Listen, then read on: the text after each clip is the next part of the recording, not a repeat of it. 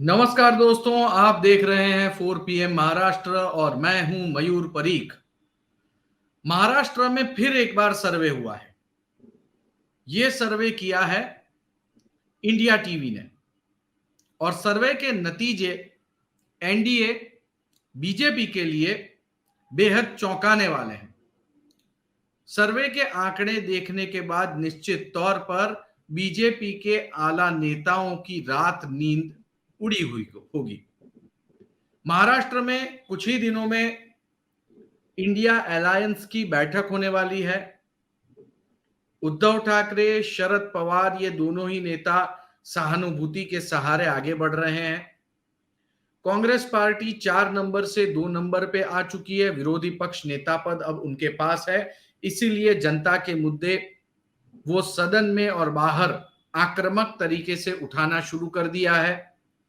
6 महीने के बाद लोकसभा के चुनाव हैं और अगले साल अक्टूबर महीने में विधानसभा के चुनाव हैं। ऐसे में महाराष्ट्र की राजनीति में क्या होता है, इस पर पूरे देश की निगाहें टिकी हुई है। 48 सीटें हैं, छोटी मोटी सीटें नहीं है। लोकसभा पर बहुत बड़ा असर रखती हैं ये सीटें। और बीजेपी को पिछले चुनाव में इन 48 सीटों में से 42 सीटें मिली थी, यानी एनडीए को, शिवसेना और बीजेपी अलायंस को। अब की बार जो सर्वे आया है उसके आंकड़े चौंकाने वाले हैं। एनडीए को भारी नुकसान दिख रहा है, लगभग 22 सीटों का। 42 से खिसक के वो सिर्फ 20 सीटों पे आ रहे हैं और उद्धव ठाकरे शिवसेना को बहुत फायदा मिल रहा है। जो सर्वे बता रहा है, हम उस सर्वे के आधार पर महाराष्ट्र की राजनीति, लोग क्या सोचते हैं, वोट की शेयरिंग क्या हो सकती है, इस पर डिटेल में आज बात करेंगे। और हमारे साथ सेफोलॉजिस्ट, राजनीतिक विश्लेषक वैभव पुरोहित मौजूद हैं। वैभव जी बताइए, ये आंकड़े जो आपने स्टडी किए और डिस्ट्रिक्ट वाइज मिलान किया, आपको क्या दिख रहा है? देखिए मयूर जी, धन्यवाद आपने मुझे इनवाइट किया।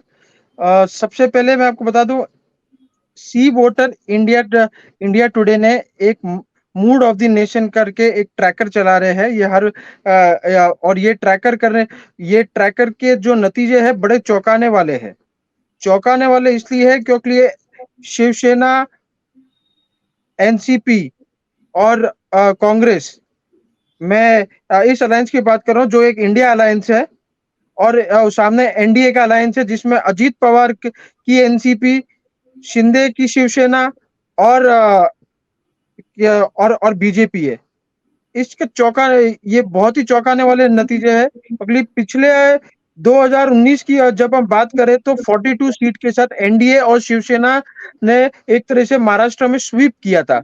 लेकिन इस बार जो परिस्थिति जो बन रही है, जो मूड ऑफ द नेशन आज जो है, चुनाव आज से 7 से 8 महीने के बाद ही है, और 10 महीना मैक्स, इससे ज्यादा नहीं। तो इन चुनावों का जो नतीजे है उससे पहले मूड जो है उसके ऊपर ये सर्वे किया गया है। पूरे 4 साल में परिस्थिति जो है, राजनीतिक परिस्थिति महाराष्ट्र में बहुत बदली है। शिवसेना बीजेपी से अलग होगी, कांग्रेस एनसीपी के साथ आई, फिर शिवसेना टूटी, फिर एनसीपी अलग हुई। तो ये मूड ऑफ द नेशन में जो फिगर्स जो है ये बहुत चौंकाने वाले हैं। इसमें एक फिगर जो है वोट शेयर की, जब आप बात करते हैं तो वोट शेयर में जो इंडिया अलायंस है, शिवसेना उद्धव ठाकरे, एनसीपी शरद पवार और कांग्रेस को 45% है।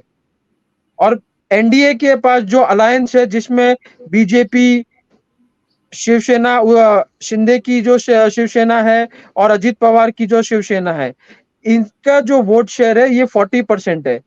जब इन्होंने इसको वोट शेयर को जो ट्रांसलेट किया सीटों में, तो बहुत ही चौंकाने वाला फिगर है।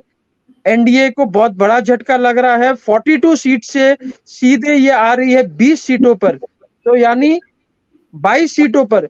22 सीटें मेरे ख्याल से पूरे इंडिया में, अगर लोकसभा की सीटों में अलायंस में हो या बीजेपी अपने दम पर जहां पर हो, सबसे बड़ा नुकसान ये यहाँ पर इन्हें पूरे महाराष्ट्र में होता हुआ नजर आ रहा है। वोट शेयर में भी होता हुआ नजर आ रहा है और सीटों में भी होता हुआ नजर आ रहा है। कांग्रेस, एनसीपी और शिवसेना उद्धव ठाकरे वाला उद्धव ठाकरे की का जो गुट है, इनके लिए एक संतोषजनक बात है कि 45% के साथ ये एक तरीके से 28 सीटों पे ये आ रहे हैं।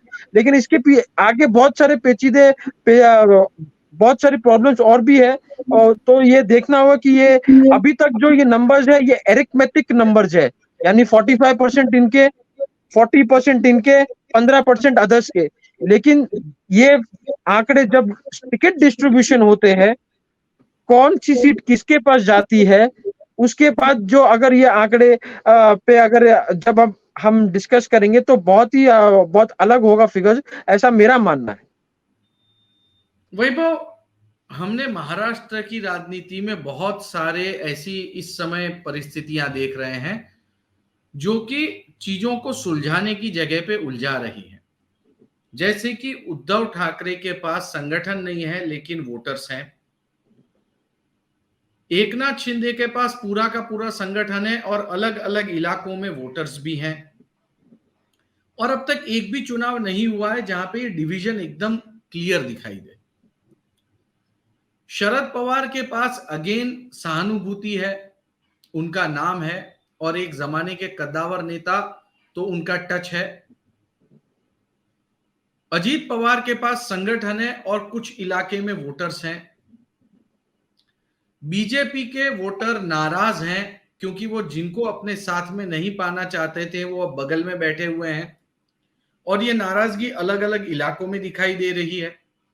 कुछ परसेंटेज वोटर्स उनका जो है वो नाराज होकर वोटिंग करने नहीं आएगा, ऐसी चर्चा अभी से होने लगी है। ऐसे में आपको क्या लगता है, क्या शिवसेना का वोटर कांग्रेस एनसीपी यानी कि शरद पवार और सोनिया गांधी की पार्टी, एकनाथ खड़गे की पार्टी, राहुल गांधी की पार्टी इसको वोट करेगी? देखिए, यही यही इस पूरे अलायंस की केमिस्ट्री का पता चलेगा कि किस प्रकार से ये सीट डिस्ट्रीब्यूशन करते हैं, कौन सा कैंडिडेट कहां से खड़ा होगा, और में सबसे मेन मुद्दा है जो शिवसेना का जो कोर वोटर हुआ करता था, जो अब तक एनसीपी और कांग्रेस के खिलाफ वोट किया करता था, वो जो है वोटर, वो क्या शिवसेना और कांग्रेस एनसीपी के उम्मीदवारों को वोट देंगे? कांग्रेस के और एनसीपी के जो वोटर्स थे, वो उनमें एक मुस्लिम, उनका एक बड़ा तबका हुआ करता था, मुस्लिम वोटर्स उन्हें वोट किया करते थे। वो वोट ट्रांसफर होते हुए मुझे नजर आ रहे हैं शिवसेना में, कि बीजेपी के खिलाफ वोट देना है, बीजेपी को हराना है, इसलिए वो वोट ट्रांसफर होता हुआ मुझे वो नजर आ रहा है। लेकिन क्या शिवसेना के जो वोटर है वो अपना वोट कांग्रेस एनसीपी को देंगे? भले ही सहानुभूति उद्धव ठाकरे के साथ है, लेकिन जो एक ट्रेडिशनल जो वोटर है, जो हिंदुत्व के नाम पे जो वोट किया करता था, वो आज अचानक से एक बीजेपी जिसमें नरेंद्र मोदी भी कहते हैं हिंदूवादी छवि है उनकी भी, और क्या कहते हैं, बीजेपी का और शिवसेना का जो अलायंस हुआ वो नेचुरल अलायंस हिंदुत्व के मुद्दे पे हुआ करता था। इस वजह से क्या वो वोट एनसीपी और शिवसेना को कांग्रेस को ट्रांसफर होगा? ये देखने वाली बात है कि ये इस सर्वे में स्पष्ट नहीं हो रहा। दूसरी एक और बात और है, बीजेपी के जो वोटर्स हुआ करते थे, जो अब तक एनसीपी से परहेज किया करते थे, और कई वोटों और कई सीटों पर ऐसी उलझन होगी जहां पर उनके खिलाफ वो चुनाव लड़ा करते थे, तो क्या बीजेपी के वोटर्स एनसीपी को वोट करेंगे? ये भी एक फैक्टर रहेगा चुनावों में। तो ये सारी चीजें अभी तक सर्वे में अभी तक क्लियर नहीं हुई है, लेकिन चुनाव जो डिसाइड होगा, टिकट डिस्ट्रीब्यूशन, सीट डिस्ट्रीब्यूशन, ये बहुत इंपॉर्टेंट होगा।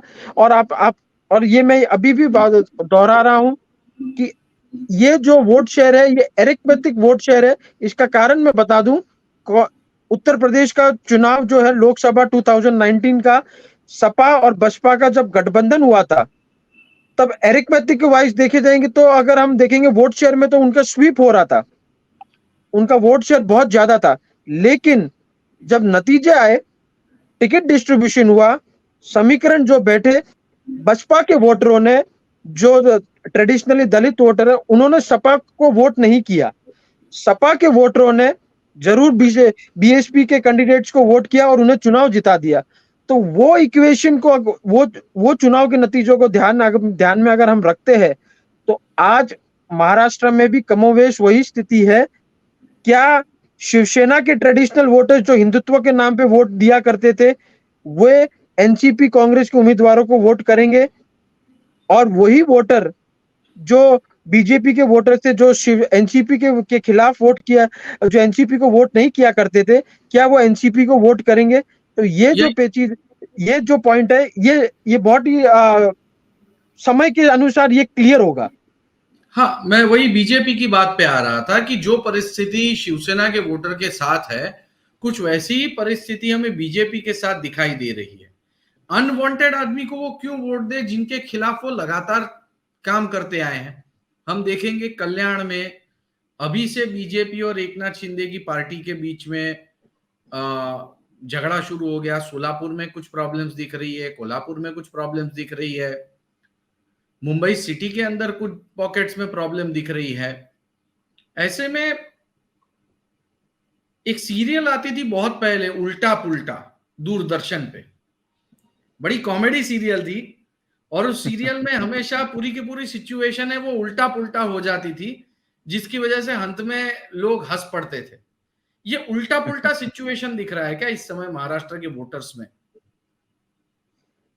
महाराष्ट्र का वोटर जो है वो कंफ्यूज्ड है इस वक्त। एक तरफ एनसीपी सत्ता में है, दूसरी तरफ एनसीपी के जो विरोध में जो बैठी है, विपक्ष में जो बैठी है, सुप्रिया सुले, शरद पवार कहते हैं कि अजित पवार हमारे नेता है। प्रफुल्ल पटेल कहते हैं कि शरद पवार अगर बारामती में आते तो हम सभी कार्यकर्ताओं को और मैं खुद जाके उनका स्वागत करूंगा।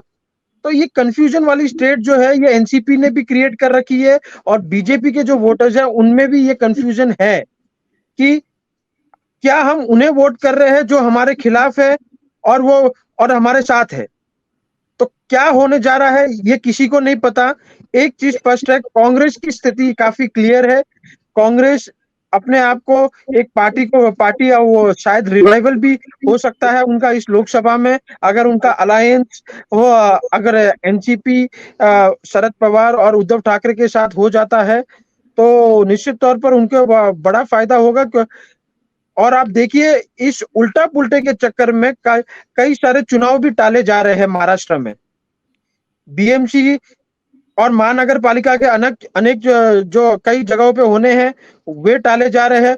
2 लोकसभा के चुनाव जो उपचुनाव होने थे वो टाले जा रहे हैं, और भी कई सारे चुनाव है जो इस वक्त जो होने चाहिए थे समय पे वे नहीं हो रहे। तो है कंफ्यूजन वाली स्थिति। लेकिन जो नंबर्स जो आए हैं फिलहाल, जो इंडिया टुडे सी वोटर का जो मूड ऑफ द नेशन, उसमें बीजेपी और एनडीए जो इनका जो गठबंधन है, इनको बहुत तगड़ा झटका लगा है। 22 सीटों पे, पूरे इंडिया में इतना बड़ा तगड़ा झटका कहीं नहीं लगा है 22 सीटों का। यानी जो पोजीशन उनकी 2019 में थी उससे आज ये आधे आ चुके हैं। तो ये स्थिति जो है ये बता रही है कि फिलहाल इनके स्थिति इनके पक्ष में नहीं है। हाँ, तारे गर्दिश में हैं, ये शायद कहावत ऐसी स्थितियों से ही बनती होगी।